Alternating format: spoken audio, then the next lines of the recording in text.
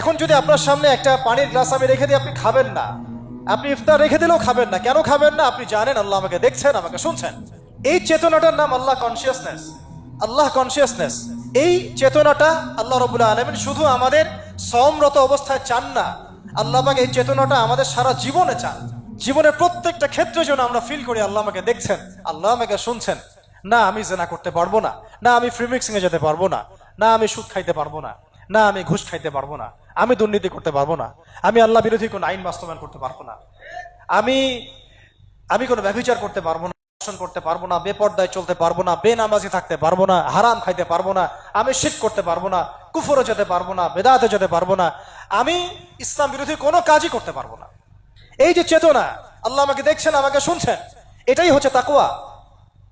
আর আমি বেশি করে নামাজ পড়বো, রোজা রাখবো, হজ করব, যাকাত দিব, সামর্থ্য হলে আমি দান সাদাকা করব, কোরআন তেলাওয়াত করব, জিকির আজগার করব, তাসবিহ তাহলিল করব, সৎ কাজে আদেশ করব, অসৎ কাজে নিষেধ করব, আদর্শ পরিবার করব, আমি হালাল খাবো, আমার সন্তানদেরকে মানুষ করব, আমি আল্লাহর জন্য জীবন দেওয়ার মানসিকতা রাখবো, দাওয়াতের মেহনত করব, তাবলীগ করব, প্রয়োজনে জিহাদ করব, আল্লাহর জন্য আমি আমার জান মাল সময় শ্রম সব ঢেলে দিব। কেন? আল্লাহ আমাকে দেখছেন, আল্লাহ আমাকে শুনছেন। লাআল্লাকুম তাত্তাকুন, যাতে তোমরা তাকওয়া অবলম্বন করতে পারো। এটাই উদ্দেশ্য। এটা শুধু রোজা রাখা অবস্থায় আমাদেরকে শেখানোর উদ্দেশ্য নয়, আমাদের পুরো জীবনে যেন আমরা এটাকে বাস্তবায়ন করি, এটা উদ্দেশ্য। আল্লাহ পাক আমাদের সবাইকে তাকওয়া অবলম্বন করার তৌফিক দান করেন। একটা স্টেটমেন্ট দিয়েছেন নবী সাল্লাল্লাহু আলাইহি ওয়াসাল্লাম, আন তা'বুদাল্লাহা কাআন্নাকা তারাহ, তুমি এমন ভাবে আল্লাহর ইবাদত করো যেন তুমি আল্লাহকে দেখছো। ওয়া ইল্লাম তাকুন তারাহু ফাইন্নাহু ইয়ারাক, আর তুমি যদি আল্লাহকে দেখতে না পারো, জেনে রেখো আল্লাহ তোমাকে দেখছেন।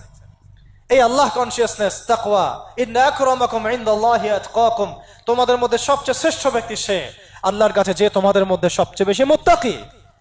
আর তাকওয়া হা হুনা, তাকওয়া এইখানে থাকে কলিজার মধ্যে। আমার দাড়ি টুপি পাগড়ি জুব্বার মধ্যে তাকওয়া নাই। হ্যাঁ, এটা তাকওয়া নিদর্শন হতে পারে, এটাই প্রমাণ নয় যে আমি মুত্তাকি। তো এটা হৃদয়ের বিষয়। এই তাকওয়ার শিক্ষা দেওয়ার জন্য প্রতি বছর রমাদান ঘুরে ঘুরে আমাদের মধ্যে আসছে, প্রতি বছর আসছে। সারা বছর এদিক ওদিকে চলে গেছো, আসো ঘরে ফিরে আসো, ঘরে ফিরে আসো, আল্লাহর কাছে ফিরে আসো, তোমার জীবনের মূল লক্ষ্যে ফিরে আসো, উদ্দেশ্যে ফিরে আসো।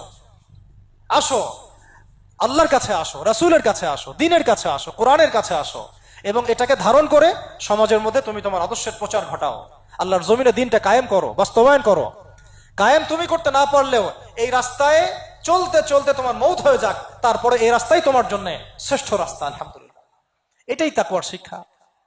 আর রমাদান মাসে আর কি আপনারা জানেন, কোরআন নাজিল হয়েছে। শুরুতে কয়েকটা কথা বললাম।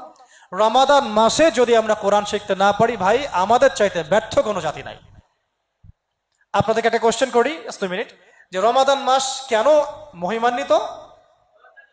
সিম্পল, শাহরু রমাদান আল্লাযী উনজিলা ফীহিল কুরআন, রমাদান সেই মাস যেই মাসে কোরআন নাজিল হয়েছে। কি উদ্দেশ্যে নাজিল হয়েছে? হুদাল লিন্নাস, পুরো মানব জাতির জন্য হেদায়েত, ওয়া বাইয়িনাত, এবং এটা হচ্ছে বাইয়িনাতি মিনাল হুদা, এটা হচ্ছে সুস্পষ্ট দলিল এবং প্রমাণ, ওয়াল ফুরকান, সত্য মিথ্যা ন্যায় অন্যায়ের চূড়ান্ত মানদণ্ড। এটা কে মানে কোরআনকে সত্য মিথ্যার চূড়ান্ত মানদণ্ড হিসেবে? জিজ্ঞাসা করেন, আপনি রাষ্ট্রকে জিজ্ঞাসা করেন, মদ হালাল না হারাম, আপনি কি এই বিষয়ে কোরআনকে চূড়ান্ত মানদণ্ড হিসেবে মানেন? উত্তর দিবে না। জনগণকে আমরা চূড়ান্ত মানদণ্ড হিসেবে মানি, নাউযুবিল্লাহ মিন যালিক। সুদকে কি হালাল হারামের ক্ষেত্রে আপনি কোরআনের মানদণ্ডে মানেন?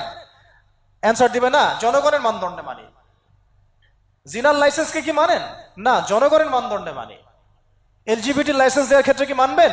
না, জনগণের মানদণ্ডে মানবেন। আমরা কি আদৌ মেনেছি যে কোরআন বাইয়িনাত এবং ফুরকান? শেষ কথা হচ্ছে ভাই, আল কোরআন এই মাসে নাজিল হয়েছে, সো এই মাসে আল কোরআন শিখতেই হবে এবং কোরআনের হক আদায়ে প্রত্যয় ব্যক্ত করতে হবে। রাজি আছি ইনশাআল্লাহ? 6টা কাজ আমরা করবো ইনশাআল্লাহ। রাজি আছি ইনশাআল্লাহ? 1, আল কোরআনের বিশুদ্ধ তেলাওয়াত শিখতেই হবে। রাজি আছেন তো ইনশাআল্লাহ? শিখতেই হবে। কিভাবে শিখবেন এটা আপনার মাথা ব্যথা, এটা আপনার মাথা ব্যথা। 2, এর অর্থ বুঝতে হবে। 3, আদেশ মানতে হবে। 4, নিষেধ বর্জন করতে হবে।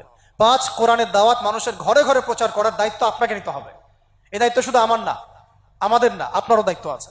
এবং 6, আল কোরআন কারীমের আদেশ নিষেধ হুকুম আহকাম বাস্তবায়নের জন্য আমাদের সবাইকে সম্মিলিতভাবে চেষ্টা করতে হবে। আল্লাহ পাক আমাদের সবাইকে রমাদানের হক আদায় করার তৌফিক দান করেন, রমাদান মাসে তাকওয়া অবলম্বন করার তৌফিক দান করেন, এই তাকওয়ার শিক্ষা সারা বছর ধরে রাখার তৌফিক দান করেন, এবং রমাদান মাসে নাজিলকৃত এই কোরআনের হক আদায় করার তৌফিক দান করেন।